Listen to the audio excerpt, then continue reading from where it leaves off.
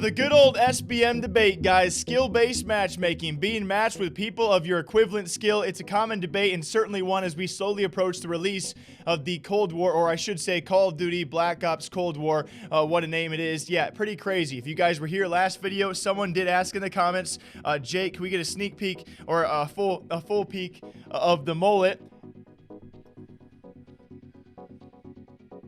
I know that was probably some awkward silence for a few of you guys, but I figured what better video than the follow-up video to show you off the mullet. Probably not going to be around for too much longer, but you know who will be? Us gamers, guys. What's always been an issue has been that of SBMM, or at least for quite some time now has been, and well, pro players and content creators and alike, well, it actually sent the whole SBM discussion to trending last night worldwide on Twitter. Nearly 50,000 tweets at the point of me recording all about skill-based matchmaking. A lot of people, especially typically your better players out there, are going to be against SBMM. I would say what kind of really kickstarted or fueled the fire was simply a guy like Scumpy saying Cold War SBMM is nuts, which led to now a worldwide trend where people give their thoughts on SBMM. As later on, even Scump did troll people, saying he actually had a Twitter DMCA. By the way, this was not for SBMM. He was trolling. Just this morning, Hector Rodriguez said, new rule, you can't ask Activision for a proper ranked playlist if you're also anti-SBMM. I'm so confused. Anyone? And right at the point of me recording, Ninja has also released his opinion on SBMM, guys.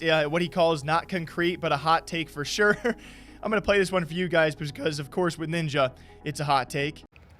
When you look at skill-based matchmaking, there are a lot of things to take into consideration. When you have skill-based matchmaking being put into a game, right, that doesn't have a ranked mode, essentially, the majority of the people who are going to be benefiting from this are the casuals, right, which is the majority of the population, the majority of the people playing the game, which is a good thing.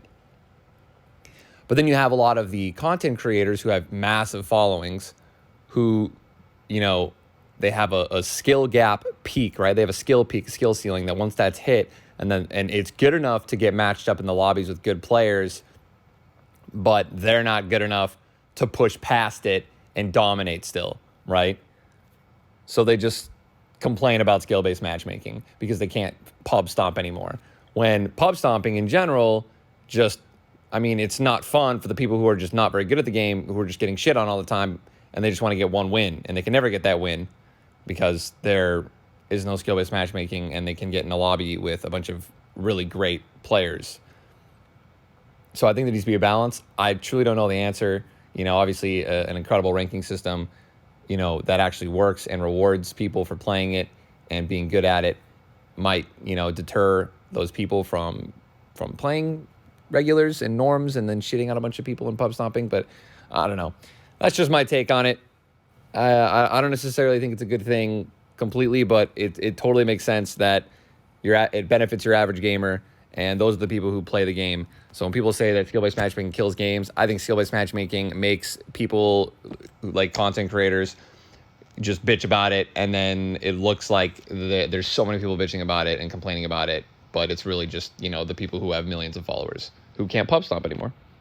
And then we have people like Pamaj and FaZe Clan and Charlie Intel, and a lot of people having the copy pasta out there now, as well as a guy like TST Hitch saying, if you like SBMM in video games, that says a lot about you. You have no drive, no confidence, no resilience, and no work ethic, and probably won't make it anywhere in life. And a ton of other people out there, players, creators, and personalities giving their 2 cents on this. I think even someone like Nicewig, finally, we have not seen too many people taking the opposite standpoint, saying, hey, I get it, SBMM might suck for a lot of people out there, but what about, you know, the casual play for a solo player? That is obviously what SBMM, you know, whether implemented or not, is trying to adjust to. All these games are trying to provide good content for the casual player base, as well as the hardcore and competitive player base. It's always been a very, very tough balance. Remember with Fortnite, certainly a gigantic rise, have changed gaming forever. SBMM comes around, at least by a lot of opinions, and certainly that game tailed off for a lot of creators. I think the main argument, by the way, for the heavy hitters, the harder gamers out there, the better gamers, is the fact with skill-based matchmaking, if you are a better gamer, you are kind of harmed because you will always be playing against other better gamers. Meanwhile, if you're a casual like me and you suck, if there's skill-based matchmaking, I'm going to keep on playing against typically people who suck. So it's better for casuals and typically not better for the competitive players out there who want to just sit back, relax, and play a not so sweaty game. With skill-based matchmaking, if you are a better player, you always or typically be playing against better players, and that's why they call them sweats, tryhards, and that's where this whole thing just keeps spiraling out of control. I'm going to stem you guys back many months ago as well. Nadeshot giving his opinion as Valorant was set to be released as well. Valorant had a very good chance to actually open the market up and change some things with a ranked playlist, casual playlist, SBMM or not. There are so many stringents and so many talking points. Here's what Nadeshot had to say back in the day, and it still kind of sticks. He has been a pretty big proponent of not having SBMM, ever in Call of Duty. He's had this argument against Call of Duty for quite some time. Use the same. Yeah, they use the same rank system, and then I know they have the card game coming out. I don't know if that has a ranking system yet, but I think it's the best thing they could do is with how big those other games already are, since Riot is almost creating like this universe of games across all different genres. Talk about a really easy way to get your players from one to the other to understand the ranking system. There's no learning curve. If you play another game and you go to that one, it's the same thing. I'll tell you what, I think you hit the nail on the head. I mean, for me as a young man, I've talked about this on stream so much, and I've talked this in YouTube videos, so I'm going to sound like a broken record, and I'm really pretty much, it's like an echo chamber of what you just said. Yeah.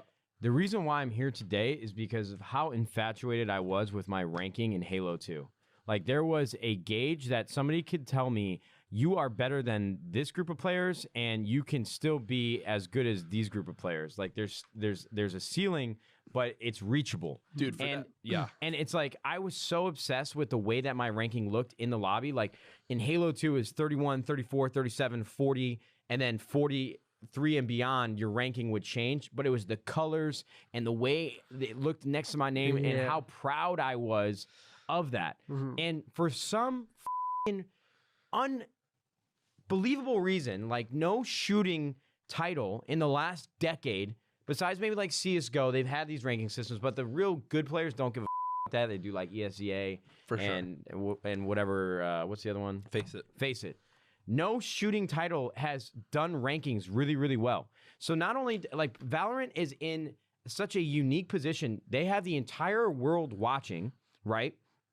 League of Legends itself is big in North America, but it is massive in China and Japan and just Korea, the East obviously. In general. Yeah. And they are tailoring this game towards that. Like, Fortnite was huge, but guess what? Nobody in Asia played Fortnite. And PUBG was huge, but guess what? No in the U.S. Everyone stopped playing it in the U.S., and everybody in Asia kept playing it. Yeah. So there is like a moment right now that is going to be a boiling point where it's like, from what I understand, the game is being created so that if whatever PC you have, you'll be able to play this game, and you can play it in any region. And I'm excited about Valorant.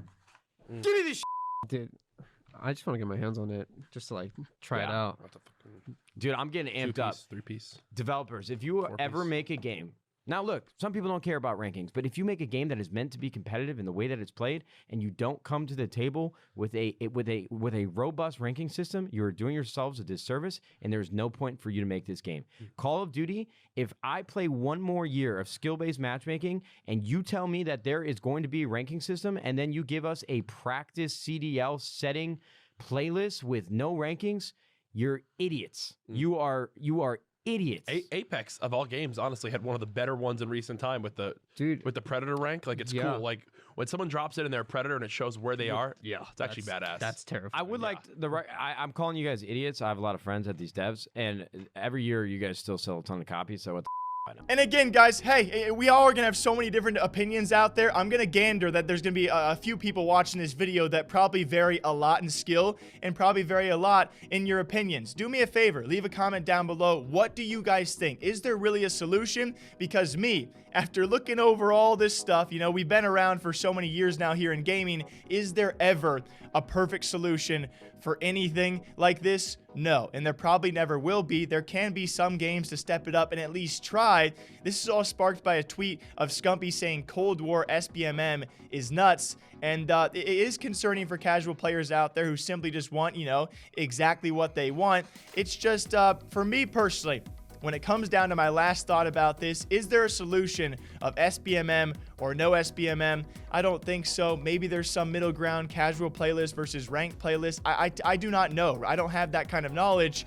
I just miss the days when I was in middle school and, you know, the only people that were that good at games were pro players, and I never played against them. I swear, I played against every kid on the block in middle school, and we were all, you know, kind of good. And there was always that one kid in school. The kid in our school was named Grant. Amazing at every game he played. And that was the only guy I had to worry about. And he was typically on my team, you know? So I just miss the days, back in the days years ago, where not everyone was such a freaking good gamer.